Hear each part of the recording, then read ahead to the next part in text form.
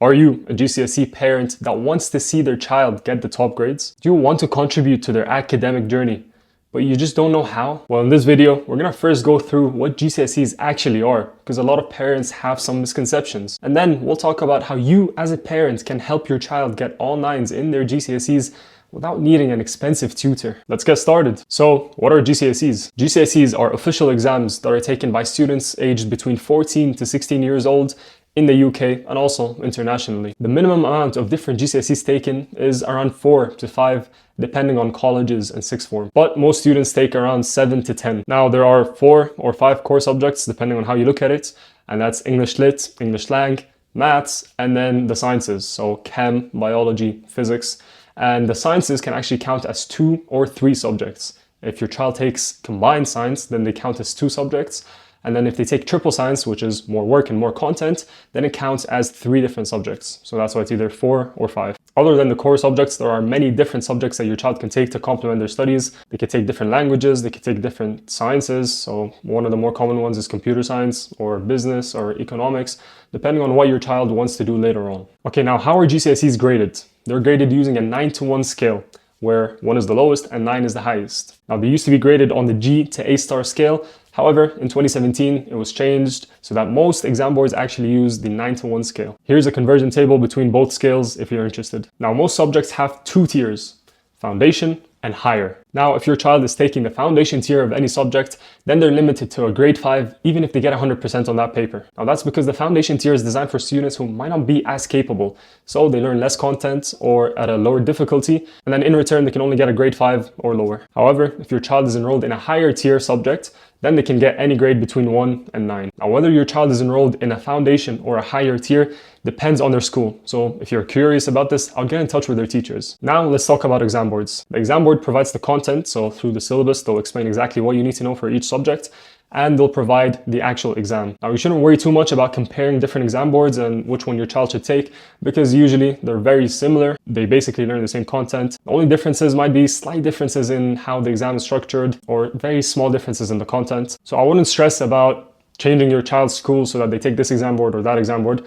It really doesn't matter that much. However, you should still know each exam board that your child takes, because they're going to have to access resources based on those exam boards. So if they're taking AQA physics, you don't want them to be studying from an edXL physics textbook and vice versa. Now let's talk about exams. So exams usually happen between May and June, and then the results of the May-June exam period usually come out late August. And there's resits available in November. Okay, that was it. That was a very brief, comprehensive explanation of what GCSEs are.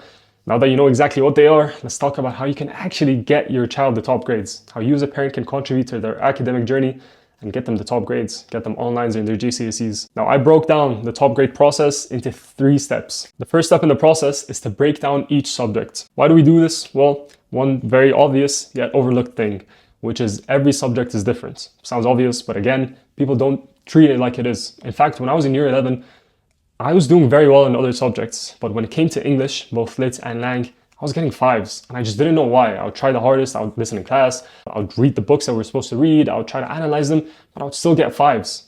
I didn't know why, until I realized that English is different. I knew how to study for sciences and maths and whatever, but I didn't know how to study for English. So I was just studying in the same way that I was studying for every other subject. Then when I realized that English was different, and I had to approach it in a different way, I'm not lying to you when I say in 2 months, I jumped up 3 grades. From a 5 to an 8. So how do you actually break down subjects? Well, very simply, there's 3 elements: memorization, problem solving, and essay writing. Any subject is going to fall within a spectrum or a Venn diagram of these 3. And for your convenience, I made a Venn diagram that illustrates this.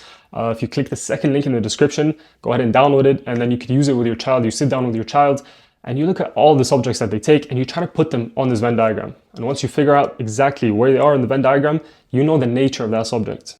And once you know the nature of that subject, we can move on to step 2, which is crafting that studying technique that's going to be efficient, that's going to be effective, that your child is going to use to get the top grades in all of their subjects. So based on the subjects that your child takes, we're going to now know their nature, which means we're going to have to craft separate studying techniques for each subject. For example, if a subject is more problem solving, so let's say maths, we might do more practice questions. But if a subject has more memorization, let's say biology, then we're going to have to do more flashcards.